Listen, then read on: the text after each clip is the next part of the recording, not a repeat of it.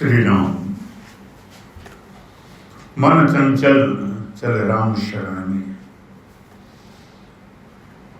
यही तो आवश्यकता है और यही तो करना है। मन ही तो हमारा चंचल है, सारे दुखों की खान और साथ ही साथ सारे सुखों का आश्रय हमारा ये मन ही है। आज हम बात करेंगे ये मन कैसे सकता है, इसे कैसे साधा जाए। रामचरितमानस में तुलसीदास जी लिखते हैं वाल्मीकि जी के बारे में, उल्टा नाम जपत जग जाना, वाल्मीकि भय ब्रह्म समाना। उल्टा नाम जपत जग जाना। हम सब सुनते हैं वाल्मीकि जी को जो मंत्र मिला था और जो मंत्र उन्होंने जपा वो राम नहीं था, वो मरा था। पहले मैं फिर रा, उसके बाद मैं। ये बहुत बड़ी बात है, बहुत गूढ़ बात है, बहुत गहरी बात है। ये ऐसा क्यों हुआ? तो सबसे पहले हम थोड़ा सा वाल्मीकि जी के बारे में जान लेते हैं। सब ये समझते हैं कि वाल्मीकि जी एक व्याध थे, एक डाकू थे। व्याध किसको कहते हैं? जो पशु पक्षियों को मारता है, आखेट करता है और उनके जीवन को हर के परिवार का भरण पोषण करता है। साथ ही साथ जो यात्री आते हैं उन्हें भी लूट लिया जाता है। ऐसा ही कुछ वाल्मीकि जी के बारे में है और उनका नाम उसमें रत्नाकर कहा गया है। लेकिन शास्त्रों को, पुराणों को जब देखें हम, डीप में जब जाते हैं तो उनका एक नाम मिलता है प्रचेता। प्रचेता का अर्थ यह है कि प्रचेता कौन हुए? मरीचि के, नारद जी के, इन सबके भाई हुए। और ये सब ब्रह्मा जी के मानस पुत्र थे, यानी मानसिक सृष्टि। तो उस हिसाब से अगर हम देखें तो वाल्मीकि जी बहुत उच्च कोटि के विद्वान थे, उच्च कोटि की स्थिति में थे। लेकिन ऐसा क्या हुआ कि उनको संसार में आके इतने बुरे कर्म करने पड़े? तो ऐसा मानते हैं कि साधना जब लोग करते हैं और जब बहुत उच्च कोटि की साधना हो जाती है तो कहते हैं कि जो जितना ज्यादा ऊंचा चढ़ता है उसका गिरना उतना ही बड़ा घातक होता है। पहाड़ की चोटी से कोई गिरे तो फिर बच नहीं पाता, थोड़ी दूर से गिरे तो बच जाता है। ये साधना की स्थिति है। जहां से जितने ऊपर से गिरेगा, ये ययाति के बारे में भी आता है और भौसों के बारे में आता है, नहुष के बारे में भी आता है, हमारे पुराणों में सब में लिखा है। तो कहते हैं इनका भी ऐसा ही हुआ, पतन हुआ। कोई न कोई दोष हुआ होगा, कोई न कोई कामना जगी होगी। क्योंकि सबसे बड़ी शत्रु तो क्या है? कहीं लोभ हो जाना, कहीं मोह हो जाना, किसी कामना का जन्म हो जाना। ये सब पतन के कारण होते हैं। तो ऐसा हुआ होगा और वाल्मीकि जी कहते हैं कि डाकू बन गए। लेकिन पूर्व जन्म में तो ऋषि थे, पूर्व जन्म में तो बड़े विद्वान थे, लेकिन सारी विस्मृति हो गई। ये काल का प्रभाव ऐसा है। परमात्मा क्या करता है? सबसे बड़ी बात, उसने हमें एक जो शक्ति दी है वो है भूलने की। कईयों को लगेगा कि ये तो गलत है, लेकिन ये गलत नहीं है।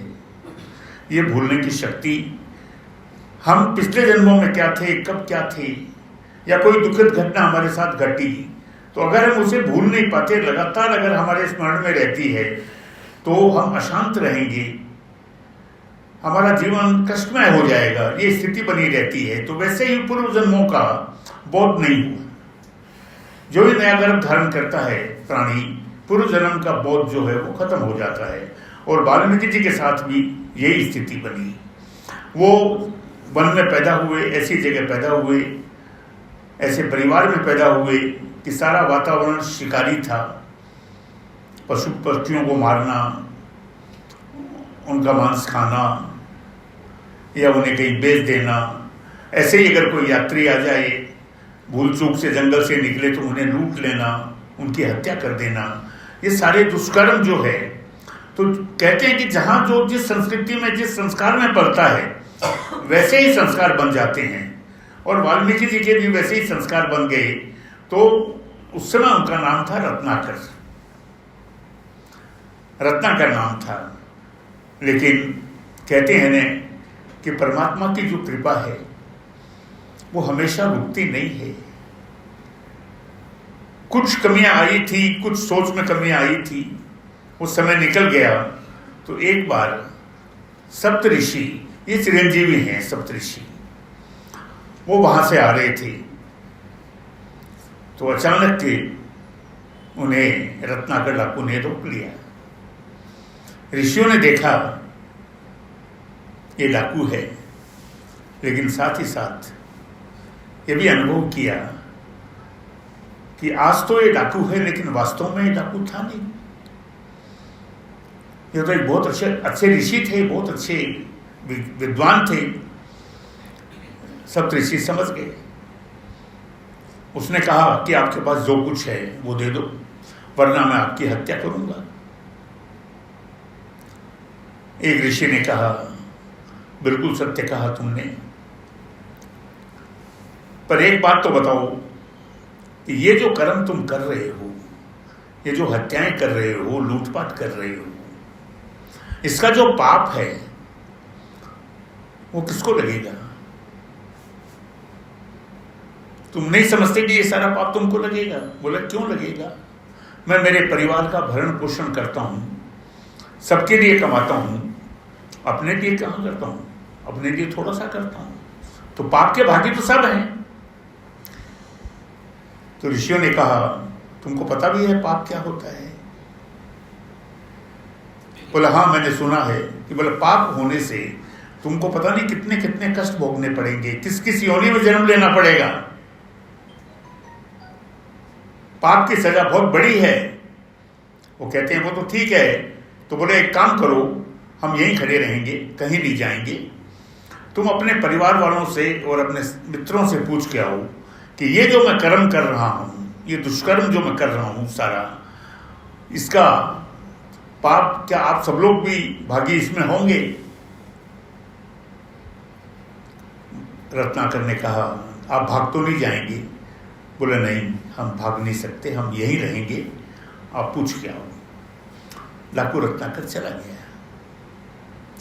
और जाके उसने जब परिवार से पूछा तो परिवार ने कहा, देखो जो व्यक्ति जैसा कर्म करता है उसका फल उससे ही मिलता है, दूसरे को नहीं मिलता।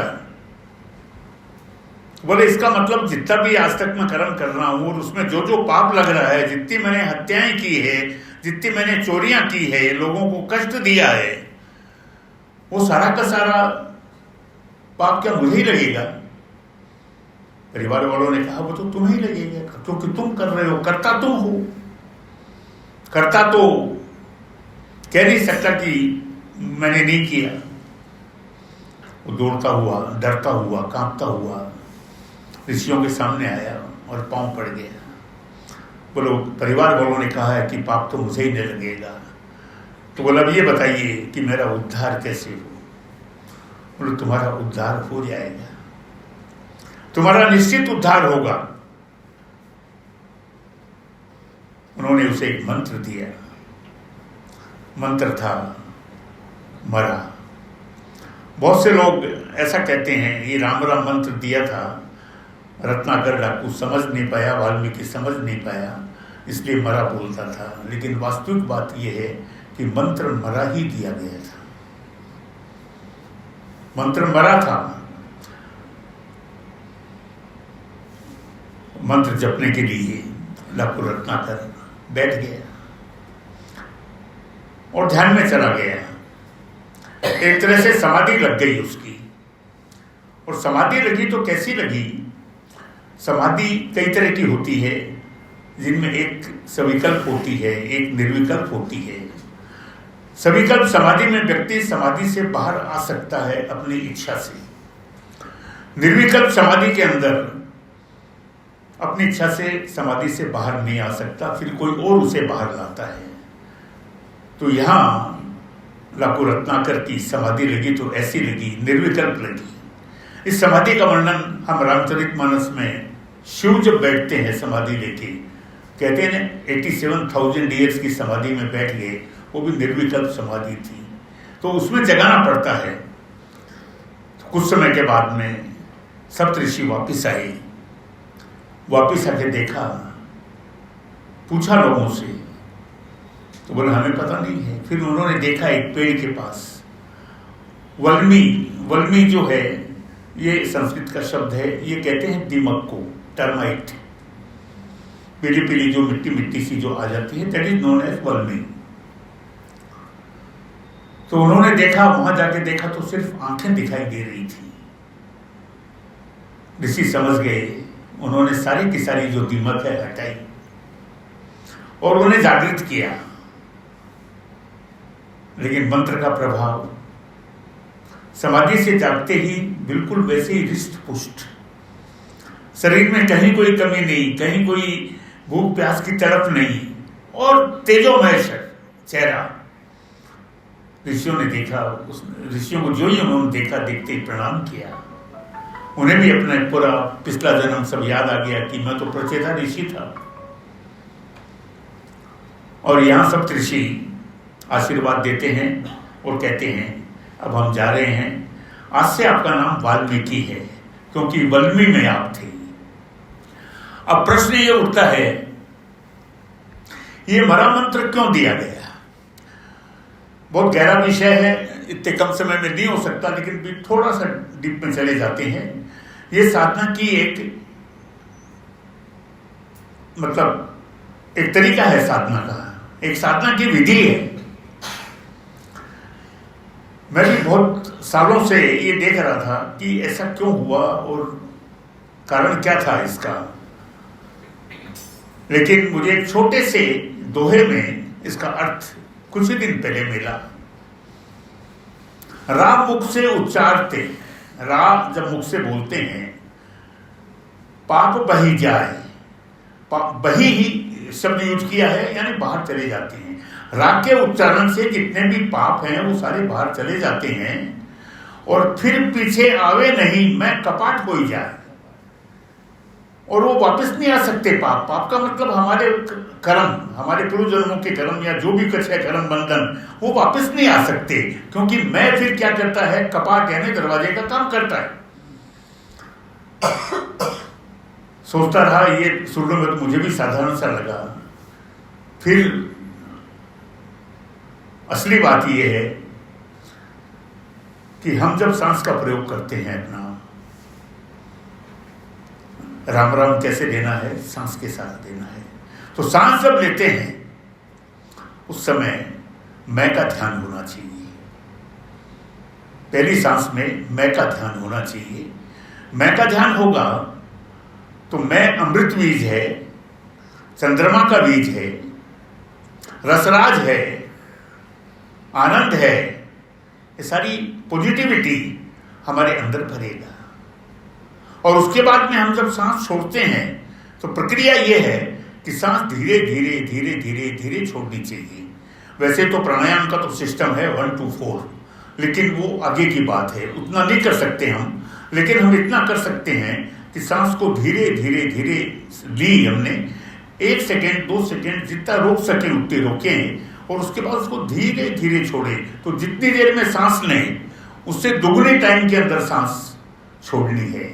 तो ये जो है, ये एक विधि है, तंत्र की भी विधि है, सांस की भी विधि है।